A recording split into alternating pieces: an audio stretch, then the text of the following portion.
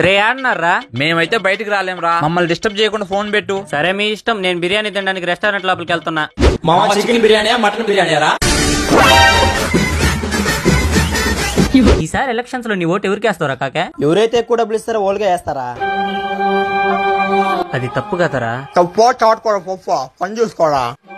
నీ ఓటు ఎవరికి వేస్తామని? ఇంకెవరికి వేస్తాను? మా కులంలో ఉన్న రాజకీయ నాయకులకే వేస్తా. ఇప్పుడే వస్తారా సార్? బిల్లు మా ఫ్రెండ్ కడతాడు. వాడు ఎప్పుడో వెళ్ళిపోయాడు.